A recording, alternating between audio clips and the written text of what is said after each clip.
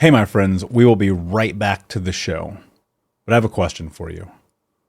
Are you struggling with the impact of childhood trauma? Well, know that you're not alone.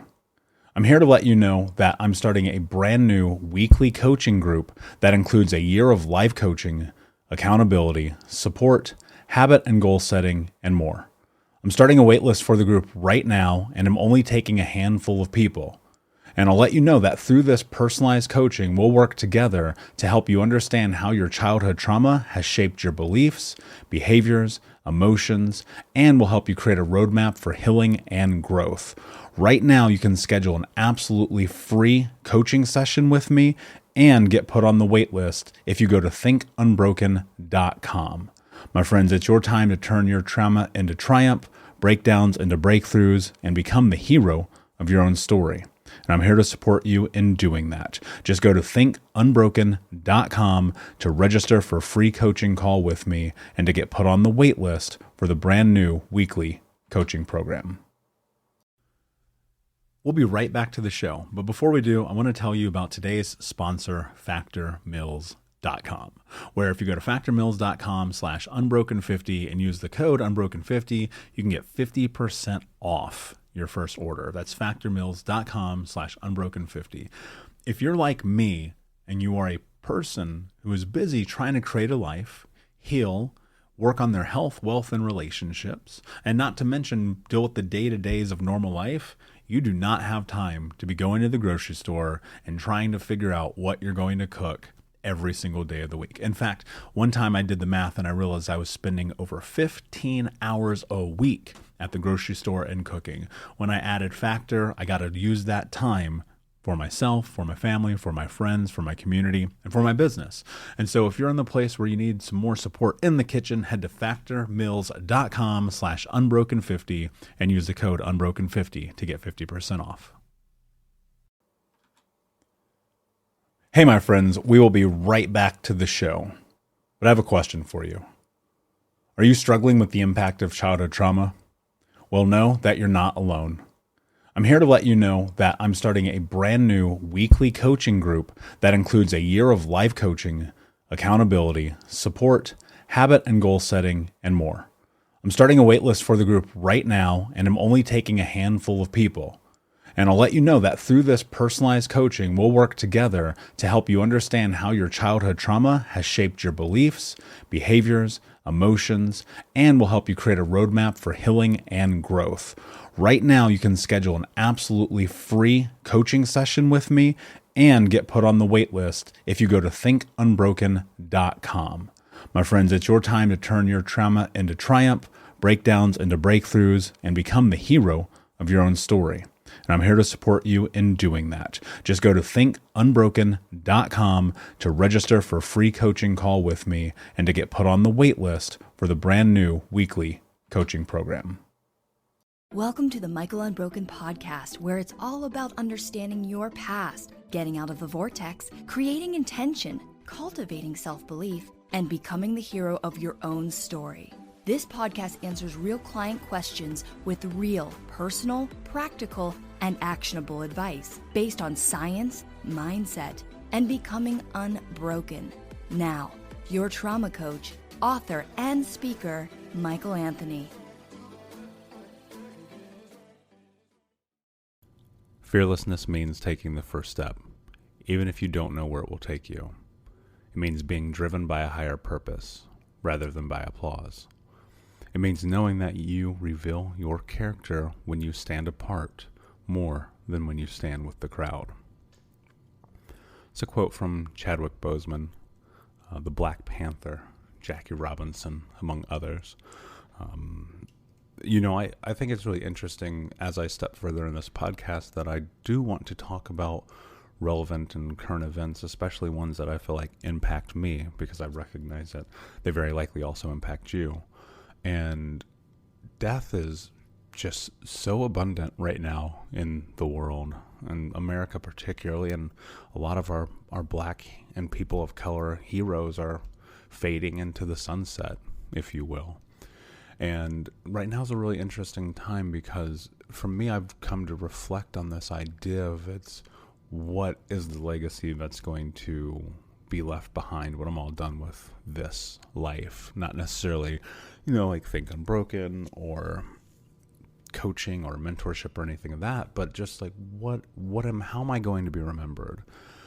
And when you think about the impact of the world that people have who are like truly heroes, and I don't just mean like actors who, people often we go, oh yeah, this guy had made this awesome movie or he wrote this book and so he's a hero, but who are the real heroes in our lives? Our family, our friends, the people who are out on the streets protesting every day, the people who are serving and protecting the right way.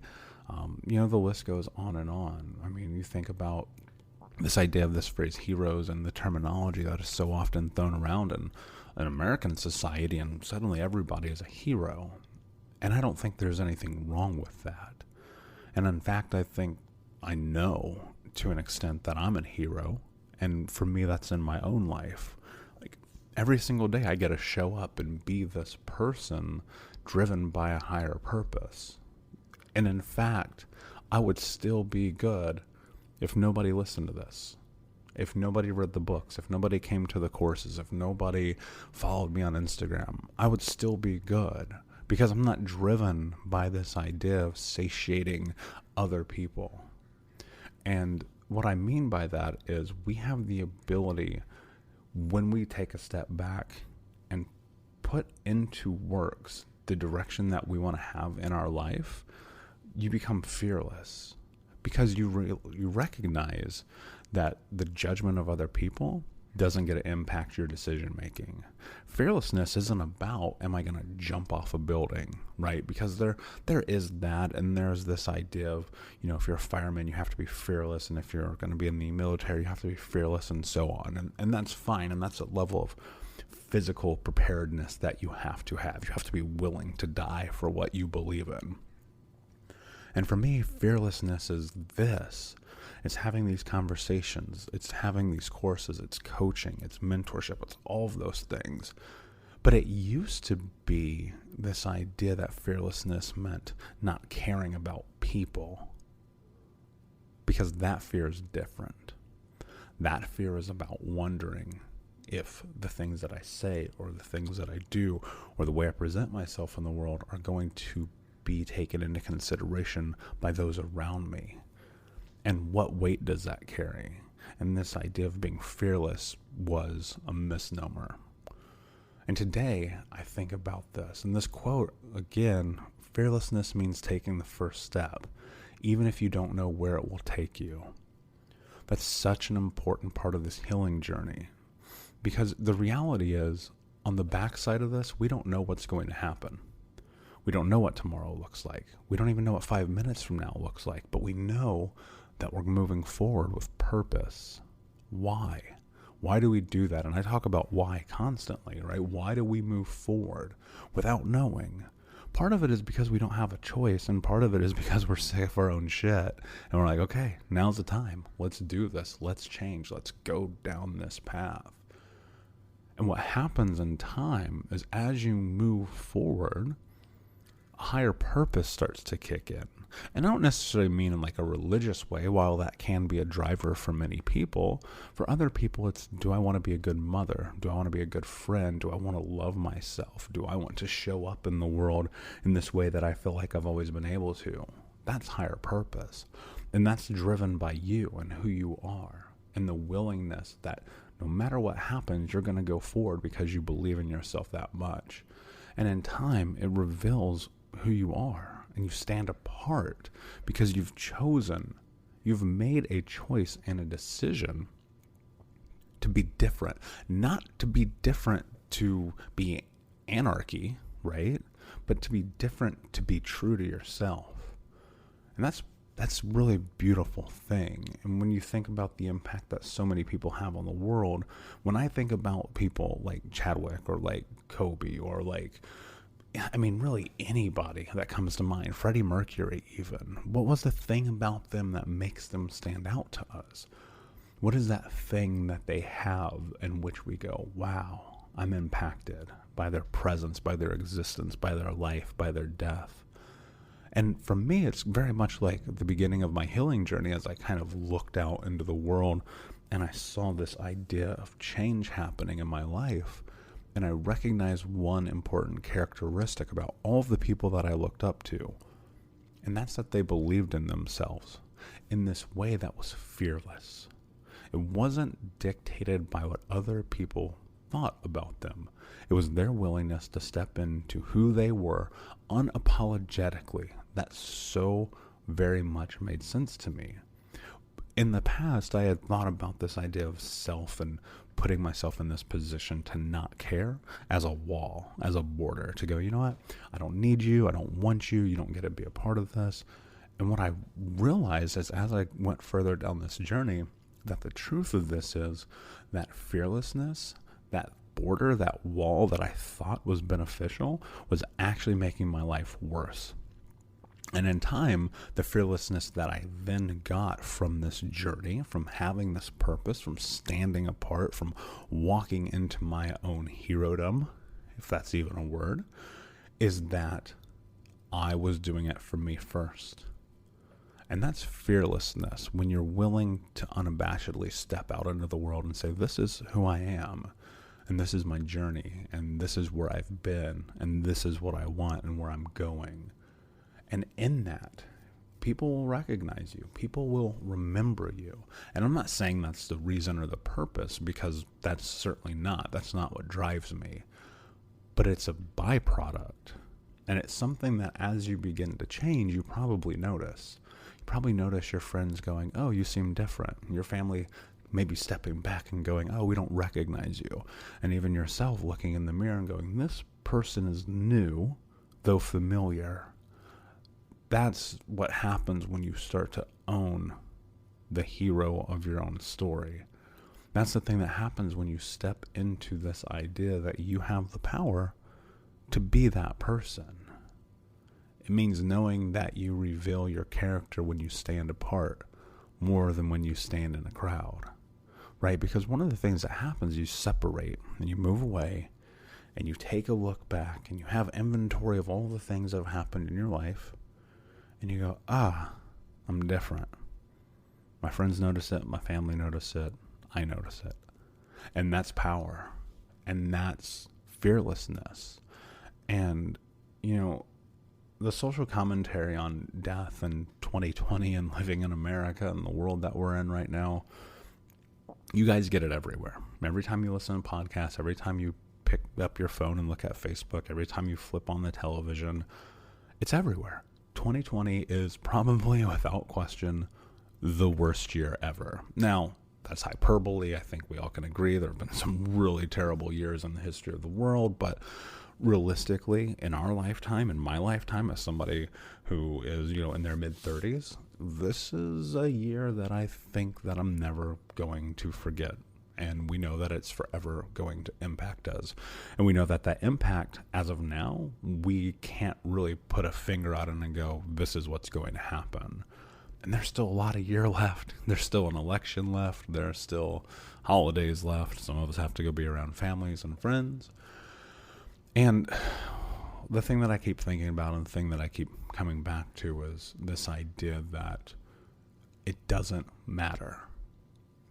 And that is not a negative thing, and that's not saying I'm not impacted by the world, but ultimately, we get to decide what dictates the path that we take in life. There's so much choice to be had and to be made in this journey that we can't just leverage the idea that it is what it is. Sometimes, even when we don't know where we're going, we have to take that first step towards this idea of what we want and who we want to be. And so I'll leave you with this as we kind of segue and head back into the normal podcast. And that is this. We are all faced with choices and decisions in life to show up, to be the hero of our own story. And we often look towards the people in the world who have done that with the acceptance that it is for them first. And we see those people and we hold them on a pedestal and we go, I wish that could be me. Well, it can be.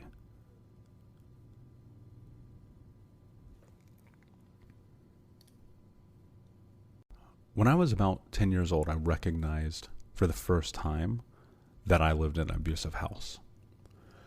And that was because we had spent a good period of time being homeless. And being homeless, I lived with multiple different families. And over the course of a couple of years, I started to recognize tendencies in these families. And those tendencies were much different than mine.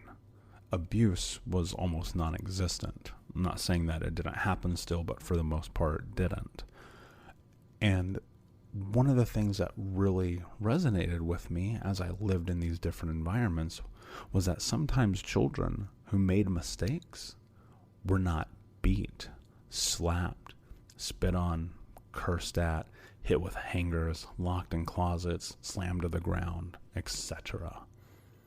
And that was not only perplexing, but fascinating to me.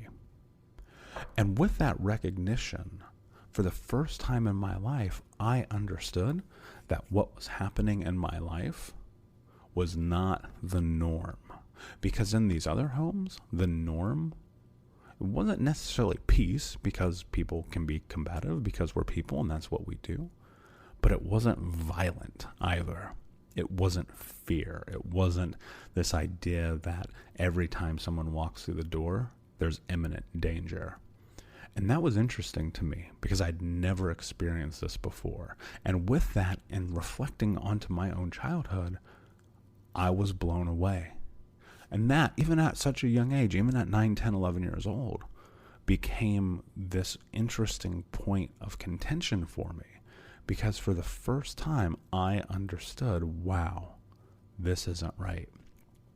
And eventually, under the timeline, and as we move forward on life, I move away from my family and I move away from my abusive mother and stepfather, and there's restraining orders, and I move and leave the country, and so on and so forth, and blah, blah, blah, blah, blah. But what do you do if you don't know that you have an abusive parent? What do you do if you don't recognize, even as an adult, someone listening right now, that you have an abusive parent? There are all kinds of indicators to help you figure out if you have an abusive parent. From grooming tactics all the way to straight up abuse, there are ways to know. But for some of us, because our parents have for so long said, I did my best, we accept that their best is just that. We go, okay, yeah, they did their best. They shoved me through a wall. They did their best. They lied to my teachers. They did their best. They hurt me or starved me or locked me in closets. They did their best. And that is grooming 101. They have positioned themselves to make you the bad guy, to make you unappreciative. You know, how many times have you heard a parent say, I bend over backwards for you? Well, do you? Is that really what's happening here?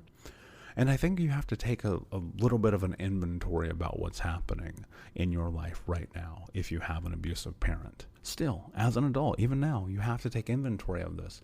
And even more so because you're in this position of personal responsibility, where now you are an adult and you are reparenting and you are healing and you are growing.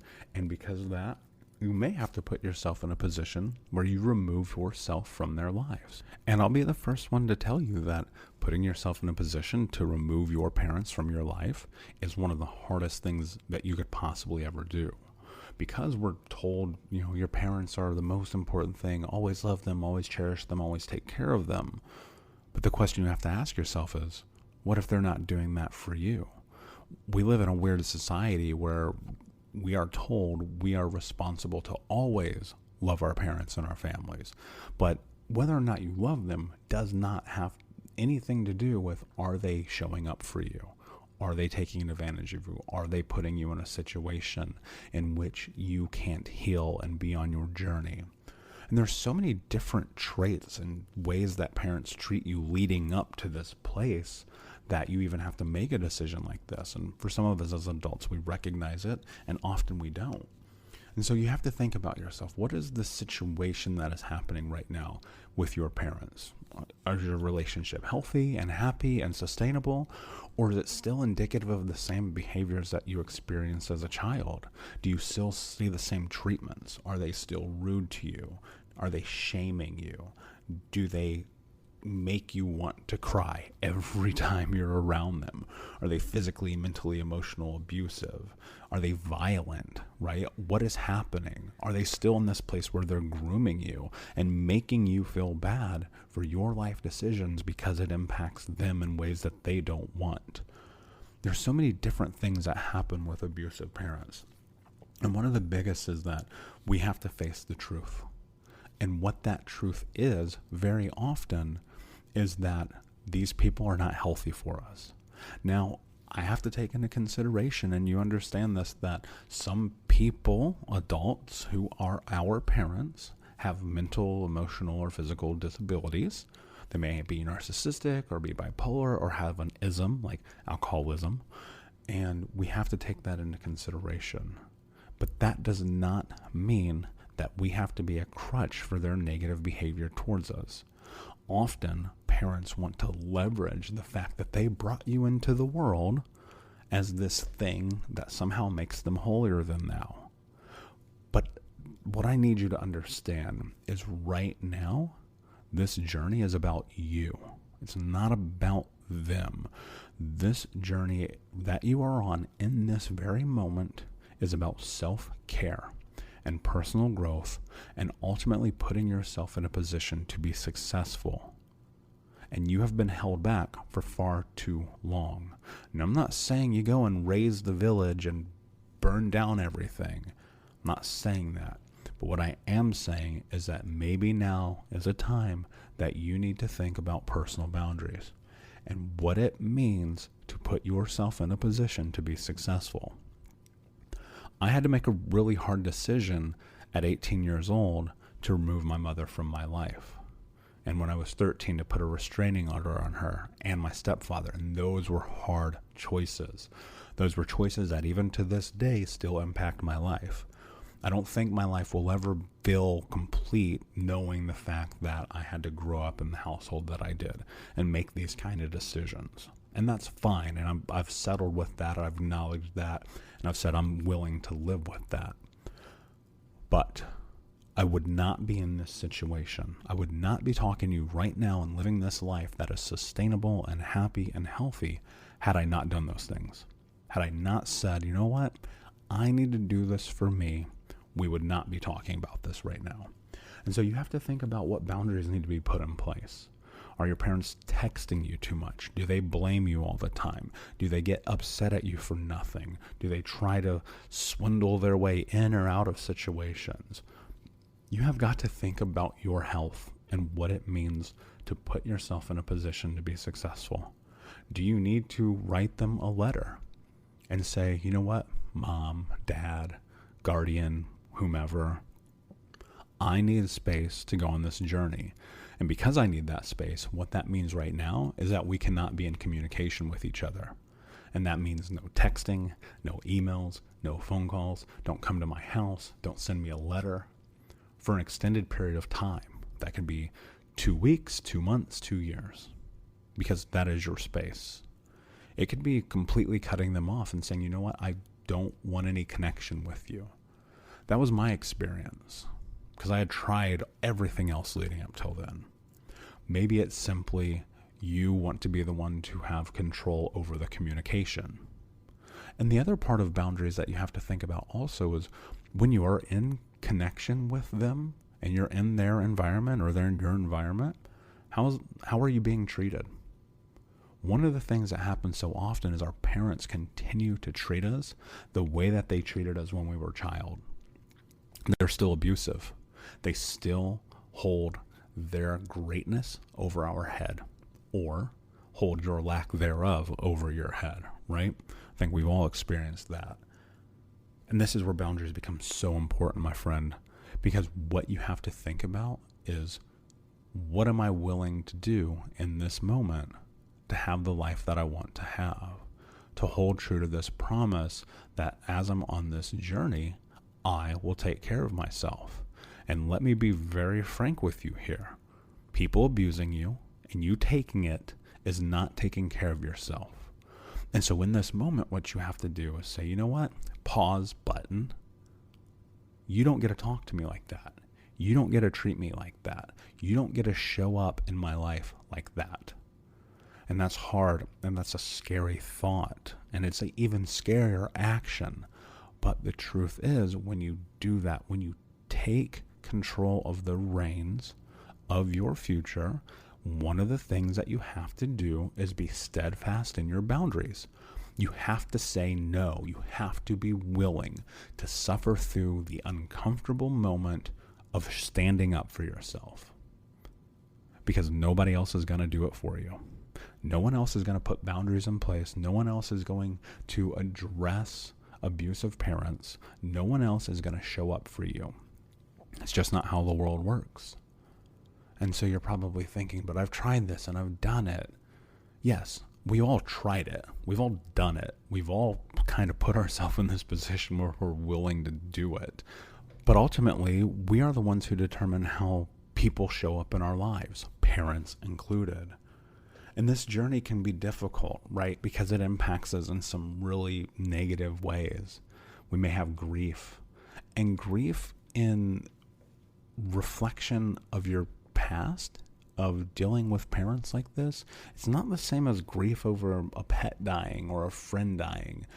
This grief is about the loss of childhood, a loss of that thing that other people get to have. Grief as a whole is a feeling and a sensation of emptiness around something. There's now a void that wasn't there before. And for many of us, this void is connection and love and compassion and care from parents, from the people who promised us that we were going to be taken care of. And with that comes a sadness. And we have to be willing to accept that sometimes this journey is sad and it's not fair. And that's okay.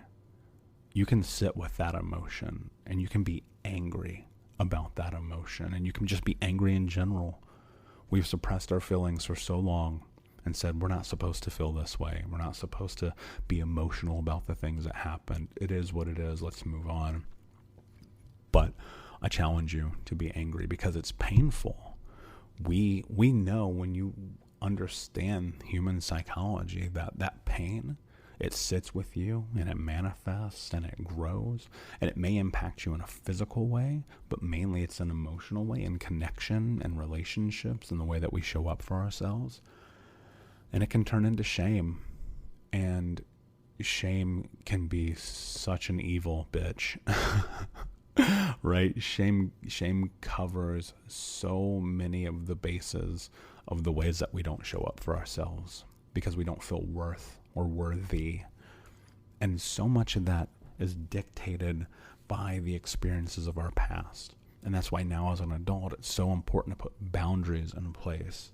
And because of those boundaries, we get to put ourselves in a position of starting to heal. And healing isn't necessarily just going to therapy or to group or coaching or reading or self-studying or education. It's also about reparenting. And reparenting means showing up for ourselves, loving ourselves, first and foremost in the way that they should have. And we can nurture ourselves, and we can be compassionate with ourselves, and we can be responsible for ourselves.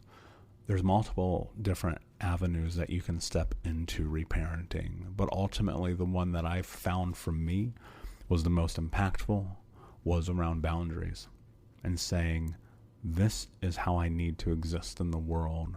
These are the parameters in which, if you want to be in connection with me, they're unbreakable.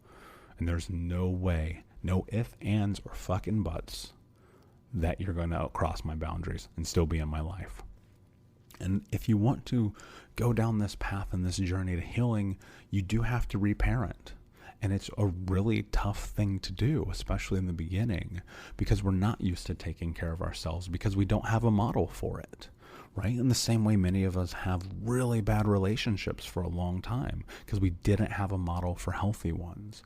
And so we have to look towards what it is that we want. And the only way that you're going to get to this place of what it is that you want is you're going to actually have to write it down. And you're going to have to take inventory of your life in the current state that it is. And that is not to say that we're going to write down a bunch of things that are bad about our lives and beat ourselves up, because that's not it. Reparenting, again, is about compassion and responsibility.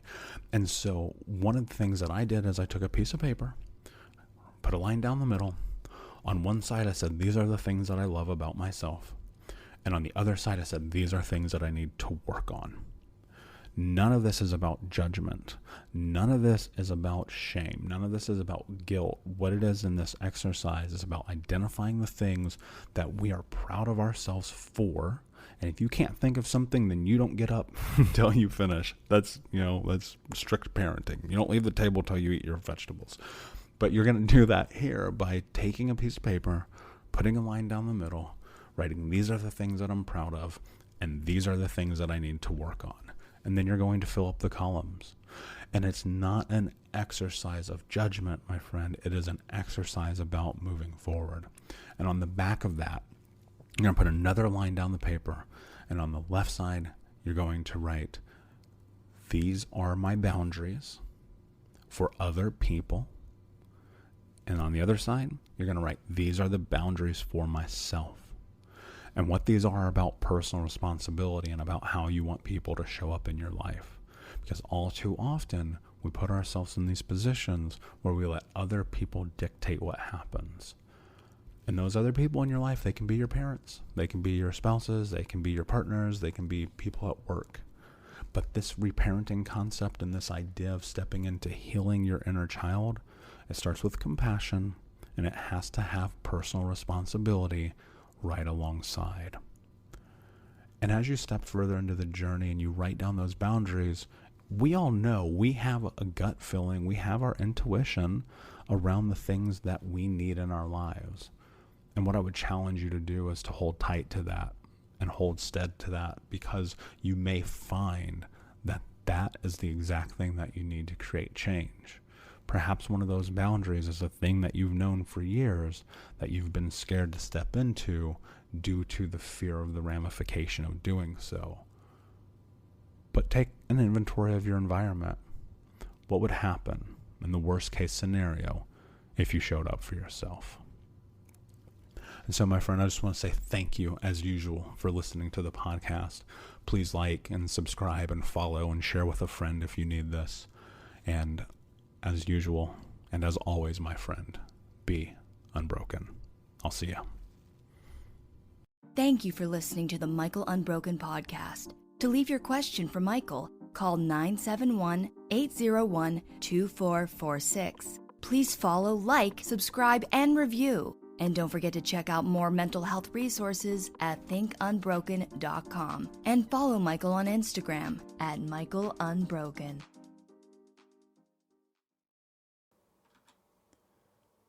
Hey, my friends, we will be right back to the show. But I have a question for you. Are you struggling with the impact of childhood trauma? Well, know that you're not alone. I'm here to let you know that I'm starting a brand new weekly coaching group that includes a year of live coaching, accountability, support, habit and goal setting, and more. I'm starting a waitlist for the group right now, and I'm only taking a handful of people. And I'll let you know that through this personalized coaching, we'll work together to help you understand how your childhood trauma has shaped your beliefs, behaviors, emotions, and will help you create a roadmap for healing and growth. Right now, you can schedule an absolutely free coaching session with me and get put on the wait list if you go to thinkunbroken.com. My friends, it's your time to turn your trauma into triumph, breakdowns into breakthroughs, and become the hero of your own story. And I'm here to support you in doing that. Just go to thinkunbroken.com to register for a free coaching call with me and to get put on the wait list for the brand new weekly coaching program.